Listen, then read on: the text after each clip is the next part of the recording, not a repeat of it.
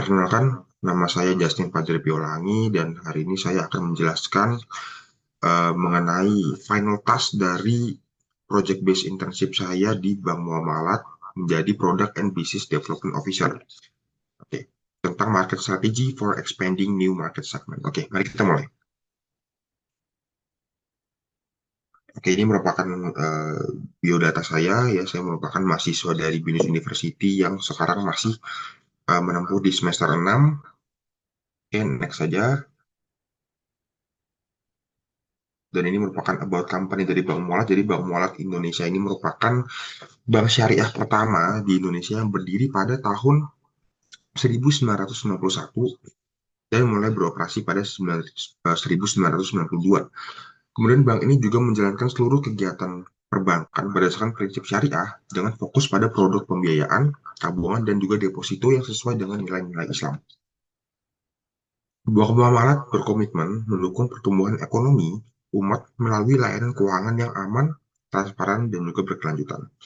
Oke, next. Kita next.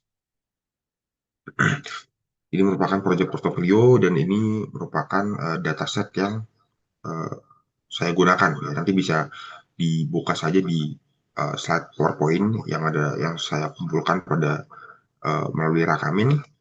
Ya.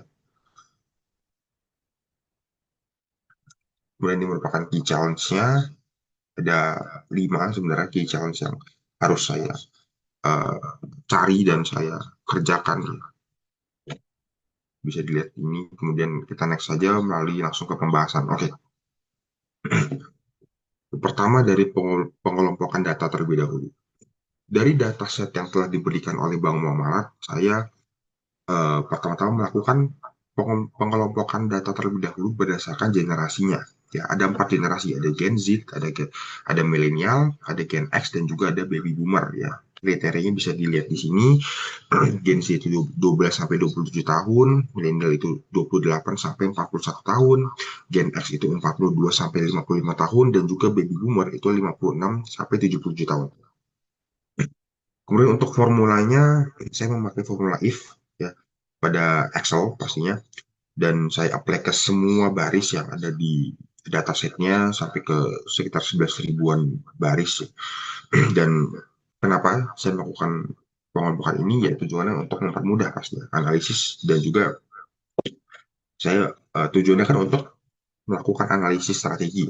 Kan lebih gampang jika kita bisa mengelompokkan data terlebih dahulu berdasarkan generasi supaya kita bisa menganalisis lebih mudah berdasarkan generasi-generasi yang sudah kita cari ya, pada Excel.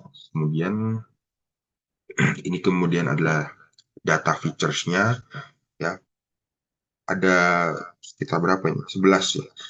Dari umur ya, ada generasi juga yang tadi sudah saya buat, ada pekerjaan, status pernikahan, pendidikan, saldo, housing loan, is default, deposit, dan juga reason to deposit.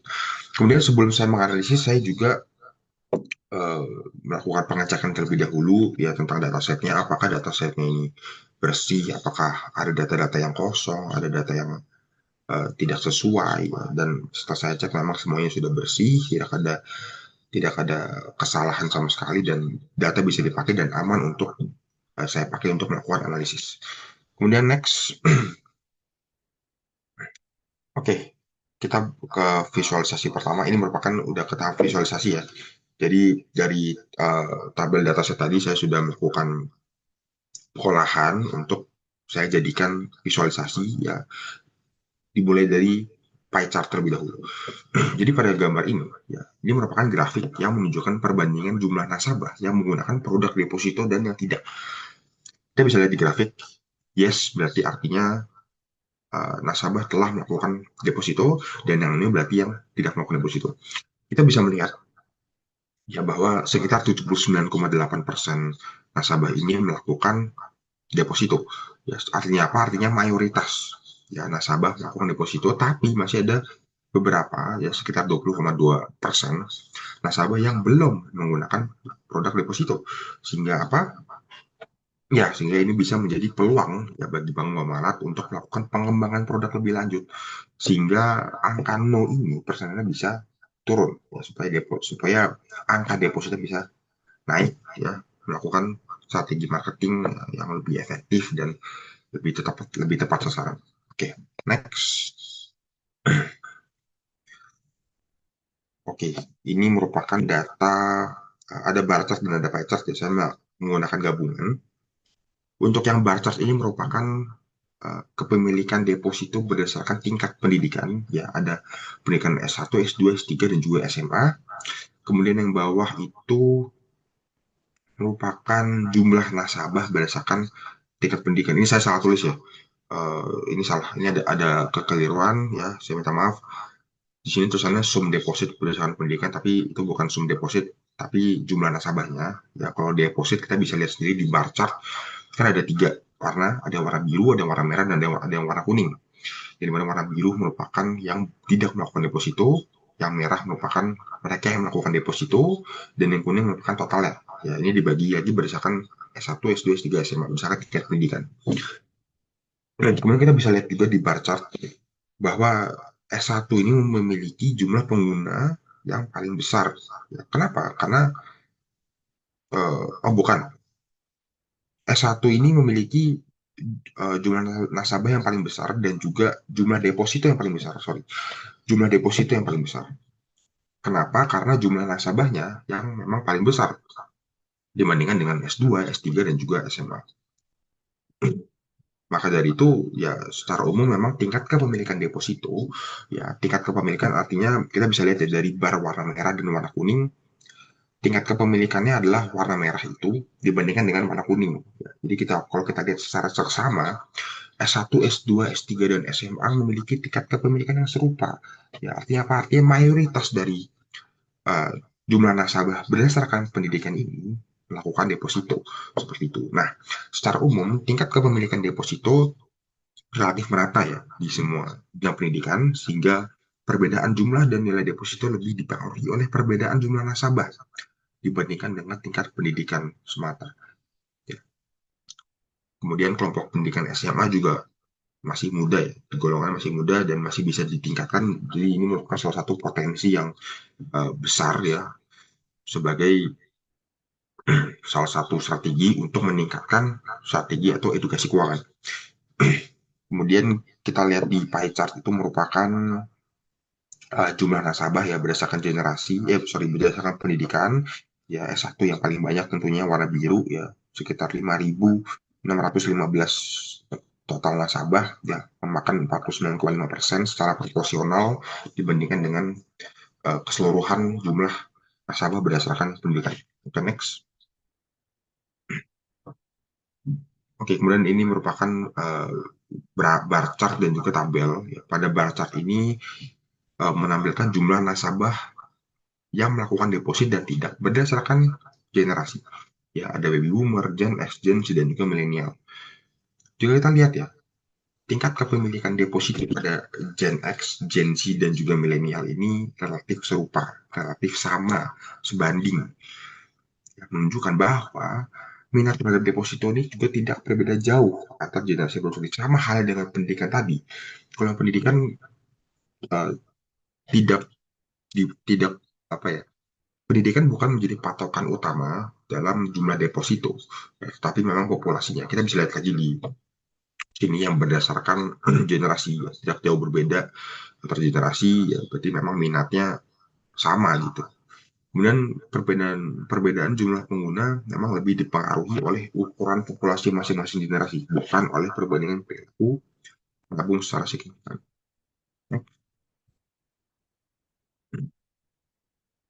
Oke, di sini ada tabel pivot. Ya, ada dua tabel pivot. Yang di atas merupakan total saldo nasabah ya berdasarkan generasi, dan yang di bawah merupakan tabel pivot jumlah nasabah ya berdasarkan generasi. Kita bisa lihat Gen X ini mempunyai saldo yang paling besar ya, sekitar 94 miliar rupiah berdasarkan data set. Tapi kalau kita lihat dari bawah, kita lihat ke bawah deh, tabel pivot yang bawah, kita bisa melihat bahwa generasi X ini jumlah nasabahnya tidak berbeda jauh dibanding dengan Gen Z dan juga milenial. Artinya apa? Meskipun jumlah nasabah Gen X ini relatif sebanding dengan Gen Z dan juga milenial, total saldo deposit Gen X ini yang paling besar, yang menunjukkan bahwa kelompok ini memiliki eh, berarti Gen X memiliki kondisi finansial yang paling kuat dibandingkan dengan generasi lainnya, sehingga ini bisa menjadi eh, data yang kuat ya bahwa Gen X bisa menjadi prioritas utama ya dalam mengembangkan strategi. Karena apa? Karena dia merupakan penyumbang deposito atau saldo paling besar di bawah dibanding dengan generasi lainnya. Next. Oke, kita masuk ke dalam strateginya. Ada tiga strategi utama ya untuk target Gen Z dan milenial terlebih dahulu. Ya, kita mempunyai strategi produk yaitu deposito fleksibel atau deposito mikro. Ya, dimulai dari setoran awal yang rendah, kemudian tenornya pendek ya hanya 3 sampai 6 bulan dan juga bisa melakukan top up. Kenapa? Karena populasinya sangat besar ya, tapi adopsi depositonya belum maksimal sehingga perlu produk dengan hambatan masuk yang rendah gitu. Kemudian yang kedua ada targetnya yaitu Gen X ya. Strateginya apa? Yaitu deposito rencana jangka menengah sampai jangka panjang ya, dimulai dari tenor yang panjang ya, auto rollover dan juga nisbah yang lebih tinggi. Kenapa? Karena total saldo deposito dari Gen X ini merupakan yang terbesar, sehingga fokusnya bisa kita fokuskan kepada peningkatan nilai dana dan juga bukan jumlah nasabah. Kemudian yang ketiga ada dari pendidikan SMA ya, dan juga S1, di mana strategi produknya adalah deposito edukasi finansial ya, dimulai dari kita bisa memberikan simulasi keuntungan untuk mereka yang masih membutuhkan edukasi, kemudian penjelasan sederhana juga, dan juga bundling dengan tabungan. Ya, karena S1 ini memang paling banyak ya secara jumlah dan proporsi kepemilikan relatif merata. Kita bisa lihat ya grafik S1 di awal tadi yang kita bagi berdasarkan jumlah nasabah berdasarkan pendidikan. Kita bisa lihat S1 sangat banyak ya. Sama halnya juga dengan Gen X ya. Jadi berdasarkan generasi Gen X sangat banyak ya proporsi saldonya dibandingkan dengan yang lain, sehingga S1 ini paling banyak secara jumlah dan proporsi memang kepemilikan relatif merata, sehingga strategi difokuskan pada edukasi produk. Kemudian next, kemudian adalah realisasi strateginya untuk Gen Z dan milenial. Produk deposito fleksibel diterapkan melalui mobile banking, ya, mobile banking dan kampanye digital dengan simulasi keuntungan serta promosi setoran awal rendah. Untuk Gen X, penawaran deposito jangka panjang, jangka menengah hingga panjang dilakukan melalui kantor cabang dan relationship manager dengan intensif nisbah lebih tinggi untuk tenor yang lebih panjang. Kemudian untuk pendidikan, ya S1 dan SMA, edukasi produk dilakukan melalui konten literasi keuangan. Ya, bisa juga melalui brosur sederhana dan juga buat banding deposito dengan tabungan untuk meningkatkan pemahaman produk. Kemudian konklusinya, ya, analisis tadi menunjukkan bahwa perbedaan kepemilikan dan total saldo deposito telah dipengaruhi oleh jumlah nasabah pada tiap segmen, ya, dari pendidikan atau dari generasi. Kemudian Gen X menjadi kontributor terbesar saldo deposito, sementara Gen Z dan milenial memiliki populasi besar dengan potensi peningkatan adopsi.